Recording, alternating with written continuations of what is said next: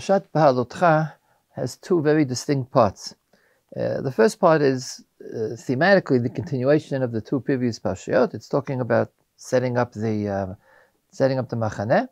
Has the story of the dedication of the Leviim, followed by somewhat of an aside, making Korban Pesach Sheni, and then it explains how the Mishkan and the camp move, and you have the trumpets that tell them when to move, and then it describes the actual first movement, detailed, how when the first movement from Har Sinai, which tribe went first, which tribe went second. That's like half the parasha. The second half of the parasha is all of a sudden real narrative. There's chock full of occasions, the two different sins, the Medonanim, the Kivot HaTa'ava, as well as Miriam and Aaron's complaint to Moshe, and the complaint about the man and the slav, the birds, which God sends. A lot of action taking place. And therefore, people who, well, they found the first two parashiyot of Parashat of Sefer Bamidbar interesting, a little bit of dry detail concerning the machaneh, and here when you get to Beha'alotekha, if you wait to the second half, you get to real action. So I'm going to talk about the first half, since most of you are expecting us to quickly get to the second half. You have in the beginning of Beha'alotekha the dedication ceremony of the Leviim. The Leviim have already been spoken about at length in Bamidbar and in Nassau. They were counted, and God said what they were going to do, and they were given their jobs. The three subgroups of the Leviim were given their jobs. They seem to be a functioning part of the encampment of the machaneh. They live in machaneh Leviah, but it turns out that they're not formally inducted into their jobs until they have a ceremony which is described in the beginning of Parashat Beha'alotekha, 20 psukim long, from Perek Chet, Pasuk Hey, till Pasuk Chavav, till the 21 psukim long. Now, induction ceremonies we're familiar with. The Kohanim, Aaron and his two children, or his four children and his two children, had also had an induction ceremony before they became Kohanim. That was what was described in the previous Sefer in Vayikra, in the end of Parashat Tzav and the beginning of Shmini, when both the Mishkan and the Kohanim entered into their roles. So it's fair to assume that people who get special jobs, especially special jobs in connection with God in the service of the Mishkan, have to be anointed. They have to be inducted into their jobs. There's a striking difference between the Kohanim and the Leviim. Unsurprisingly, the command to induct the Kohanim is found way back in Parashat Tetzaveh, in Sefer Shemot. And there, it says as following: after the beginning of Parashat Tetzaveh is the Bigdei Kuna, the vestments of the Kohanim. Then we get to the Kohanim themselves, and the beginning of Perek Chavtet, Pasuk Aleph, V'zeh hadavar asher taseh lahem l'kadesh otan l'chahen li. And then there's the long description of Korbanot in 7 days, but the purpose is very, very distinct. Taseh lahem l'kadesh otam l'chahen li, to sanctify them so that they should serve me, so that they should serve as Kohanim. Of course, that doesn't surprise us. We know that the Kohanim are Kedoshim. In Parashat Emor, a couple of weeks ago, in Sefer Vayikra, where the laws that apply to Kohanim, their personal laws, are laid out. So the theme of Kedushat Kohanim, is repeated extensively. Just very quickly, if we look at the beginning of Parashat Emor, Vayomar Adonai el Moshe Emor el HaKohanim b'nei Aaron v'amtar lehem nefesh lo yitama ba'amav. There's a law of the prohibition of tum'ah. Kohen is not allowed to become defiled by a dead body. There's a pasuk which describes the issue of giluach, of cutting their hair, which seems to be applying to Kohen in there as well. And then the pasuk says, Kedoshim yiyu le'Elohim v'lo yichalelu shem Elohim ki et ishay Adonai lechem Elohim hem makivim b'hayu kodesh. Repeated twice and one negative. Kohanim have to be sanctified unto God, and they shouldn't defile their sanctification, because they are sacrificing God's sacrifices. V'hayu kodesh. The next law, Kohen is not allowed to marry. Isha zona v'chalala lo yikachu b'isha gerusha me'isha lo yikachu ki kadoshu le'elohav. Second prohibition of marrying a gerusha zona v'chalala is because ki kadosh, for he is sanctified unto God. And then the pasuk says you have to strengthen that. V'ki dashto, we the Jews are required to increase or to take care of the sanctification of the Kohanim. Ki et lechem Elohecha hu makriv, for he sacrifices the bread of God. Kadosh yelach, ki kadosh Adoni ani Adonai mekadishrem. Therefore he is holy, and because I am holy and I sanctify you. The theme of holiness relationship to Kohanim is clear. The parallel by the Leviim in this week's Parsha is striking because it's not so parallel.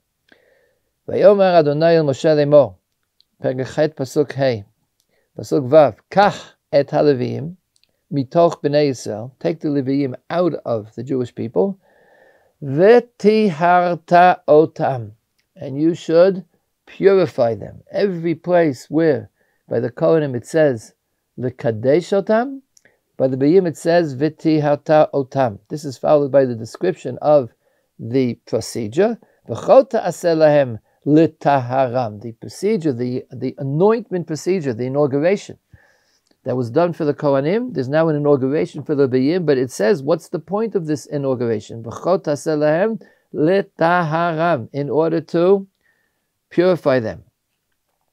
And to the extent that we can understand the details, at least some of them are clearly within the context of purification. The first thing is mentioned is hazei alehem mechatat, to sprinkle mechatat on them, which is what we know is done for a tamei met, someone who has been defiled by death, requires not only immersion in a mikveh but also haza'ah of mechatat.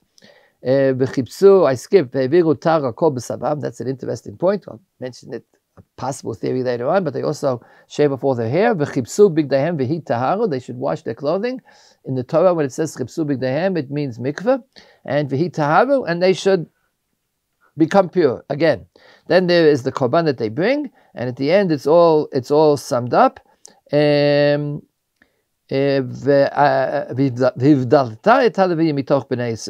separate them from the Jews. Only afterwards do they come to actually do their work in Yom Moed. Having been anointed, having been appointed properly to the job, they will work in the Mishkan. Strange pasuk, because it says you do it afterwards. You already did it before. You don't do anything afterwards. It's a summation. What we've been doing till now is tahara, purification, and a great emphasis on v'heinaftam otam tinufa. Nowhere does it mention that the Leviim, through this process, or any other process, or any other stage of their lives, are kiddoshim. This is reflected in the halacha.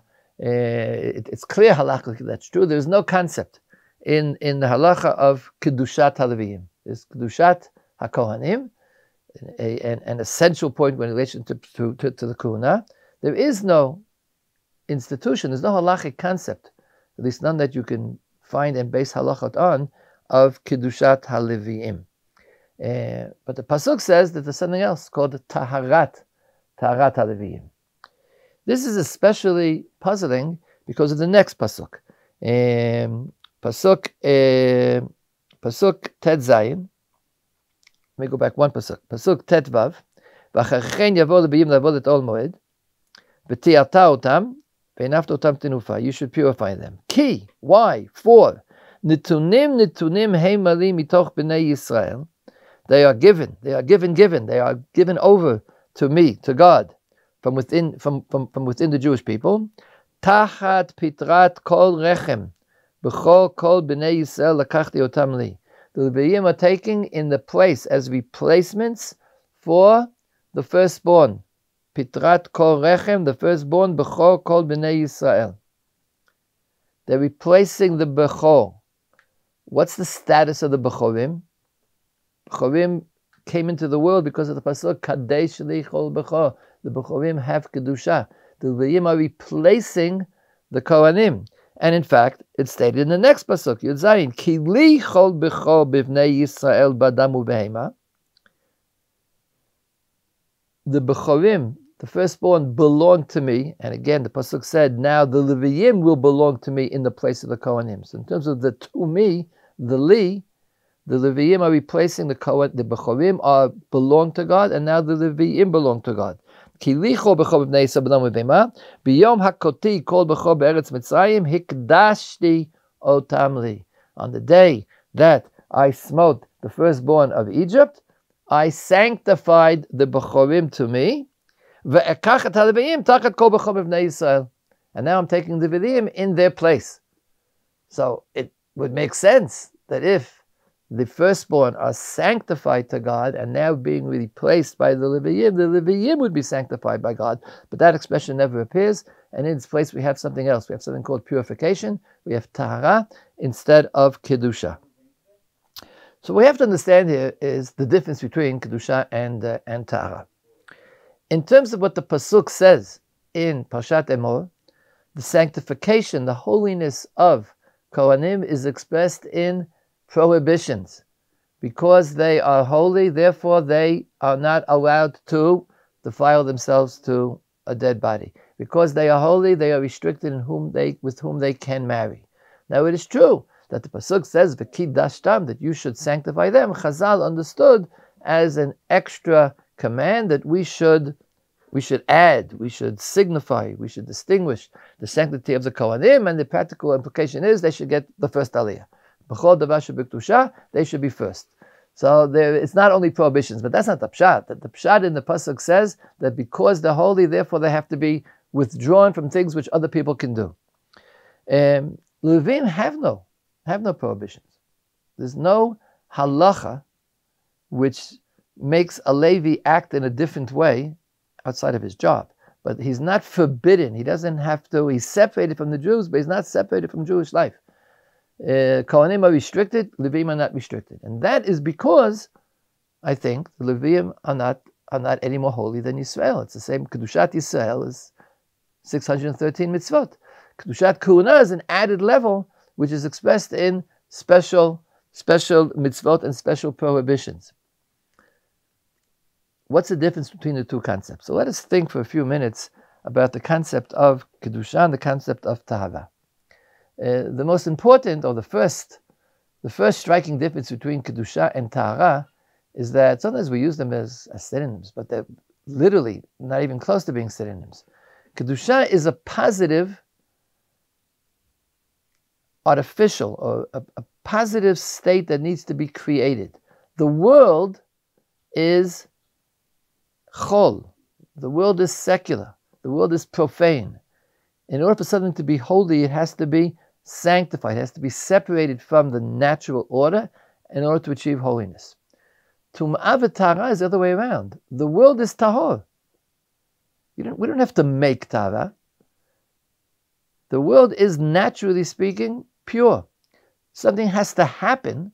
Something has to injure the nature of objects in the world in order that they should become tamei, in order they should become not tahor. They should be defiled. And then you can make them tahor again by renewing them in mikveh, in immersion, or in other methods. Many things in the world are impervious to becoming tamei. The world is naturally tahor, and it stays that way. The entire ocean, kol shebayam tahor. Fish are pure. They never become tamei. The rocks in the field are pure. They cannot become tamei. Tumah is something that happens in the realm of man when he comes in contact with certain things which the Torah lists as causing tumah. So kedusha is an added level, whereas tahara is the normal level, and tumah is a denigration of the normal level. So why is that? What's the connection between them? We know there's a connection between them because the basic law that applies to someone who becomes tamei is that he's excluded from the sacred. The tameim, last week's parsha, was sent out of the Machane Shechina, of the Machane Yisrael. A tamei cannot eat those things which are kodesh. So there's a relationship here. We know the definition, therefore. Tahara is the ability to come close to Kedusha. So this tells us what the difference is between the Kohanim and the Leviim, and I think there's an important message here. There are certain people who are special. There's a certain ability, there's a certain call for all people to try to become special. But there are two different areas in which this can take place. One is to achieve a higher level of Kedusha by becoming part of the world of Kedusha. Kohanim are separated, Leviim are separated. Kohanim are separated to be the Kedoshim. They are part of the world of the Mishkan. They can offer the sacrifices.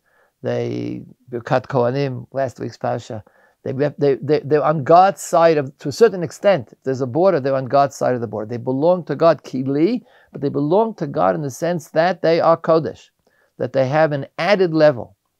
But there's another kind of mission. There's another kind of specialty which is described in the Leviim. It says Leviim are taken onto me. God takes them onto himself in the place of the Bechor. I would have expected that if they belong to God, then they will be Kodesh, they will be holy. So I think the answer to that question is that the Leviim are taken onto God so that God can give them to the Kohanim. In last week's Parashat, God had said, Ki li nitunim heim li, ve'ani natati otam la'aron hakohen. They don't stay belonging to God. The Jews give the Leviim to God, but God doesn't keep them as his property. So their actual service, what they do, is to aid the Kohanim. They don't sacrifice sacrifices. They don't do anything, so to speak, by the altar. They help the Kohanim run the Beit HaMikdash. So there is no, even though it's li, it's been given to God, but they aren't given to God to be separated from the world. But they have a job. And the job is indeed l'shavet, and that's the meaning of the word tahara here. Tahara means that human beings, the world where defilement can take place is the world of man. A man can become tamei, his objects, his utensils can become tamei, things that are in nature cannot become tamei. The human beings have the ability to transcend themselves, to become close to God, to serve God. They have the ability to do things which are beyond the ability of the natural world. If that ability has been degraded, if something has impugned that ability, that's what's called tumah, which is why, to put it very, very quickly, the basic notion of tumah comes from the notion of death. When you can no longer develop, you can no longer create anything new, then if you're dead, then that's where tumah comes from. A human being is always creating something new. In our context, he's creating something new because he's becoming closer to God. That ability doesn't require Kedusha. That's the ability of all human beings. You need to preserve your purity in order that you should be able to come closer to God. You can enter into the sacred premises. The Leviim have to purify themselves beyond the natural, regular purity of most human beings, of most Jews, because they are going to all the time be entering into the sacred area. So they're not sacred in and of themselves. They're serving God by coming close to God. And that requires purity. Just think for a second. These Leviim who are undergoing a purification ceremony are not tmeim, they're not defiled in the normal sense. Some of them might have been, but not all of them. They're not necessarily tmeimei. They haven't touched a dead body. They haven't touched certain insects which create tumah. They don't belong to any of those categories. They're creating greater tava than regular people. There is no halachic definition of tumah b'tava that applies to them, but they're undergoing a ceremony to make them more alive, to make them more. They have to be moving all the time. To be their profession is to be moving towards God, whereas other people have to have that ability, and therefore will, from time to time, when it's impugned, will have to go to the mikveh to become more tahor, to become tahor again, to become pure again. So I think we should look at this as being a vocation that applies to every person when he looks as to how close he wants to get to God. The Kohanim are more or less separated to say I'd like to be a Kohen is a little bit off the wall. You can't be a Kohen in the halachic sense. But anyone can be a Levi. The Leviim are simply there to serve God. They do it all the time. They do it professionally. That's what God separated them for. But everyone is called to achieve that level. And therefore, Tara applies to both of us. Our Tara and their Tara is the same Tara. They just have to be more diligent about it, because in every single day they're going to do that. And I think this might explain, this is wildly speculative, but the process of the Leviim becoming tahor involves haza'ah. That's, what's a good word in English for haza'ah? I'm sure there's a word in the translations. Haza'ah is sprinkling them with mechatat, the same water that's used from para aduma. That's something which we know from regular purification rituals. That's the only way a tmeimet can become tahor, which is why we are all tmeimetim, because we don't have mechatat, we don't have mei para aduma. Chibsu bigdehem vehi taharu is mikvah. There's also something which appears only here. Haviru ta'ar al kol besaram. They remove all of their bodily hair. What's the connection between removing one's hair, a total shaving of the hair, and vehi teharu? And that's how you become pure. So the correct answer is, I don't know. But the next answer is, I think there might be an idea. I'm suggesting it to share with you. Hair is, on the one hand, something which is created by life. Dead bodies don't grow hair. Dead things don't have hair. Hair is created by a living organism, but it's not alive. The hair follicles are living cells who are being creative, just like all human cells reproduce themselves. The ability to reproduce, to create more life, that is the meaning of purity, of tahara. When you're dead, you're tameh. When you're alive, meaning you're reproducing, you have systems that reproduce, each individual cell reproduces, that means you're alive. Hair follicles reproduce. They make hair cells. Hair cells don't reproduce. Amazingly enough, that's actually a Gemara. The Gemara in Nazir wants to know whether or not hair grows from its tip or from its base. It's important for the laws of Nazir. We won't go into it. And the Gemara brings a proof from the Mitziyut. When you dye your hair, come back 2 weeks later, it's the roots that are turning white, meaning the roots are growing, and not the ends of the hair. Because the only new cells are those which are coming out of your body. So I would like to suggest, I think, that the idea that a Levi who is achieving a higher level of tahara it's a further distinguishing, it's a further separation of himself from any contact with potential death, potential stagnation, potential negation of life. And the hair of a human body is that aspect of living bodies which already is close to death. We put this in a somewhat more general manner. The idea really is that even a person who's alive has a death experience. If you've touched a dead body, then you're tameh. You spend 7 days separated and you have to go to mikvah and you need haza'ah. But death is part of human life.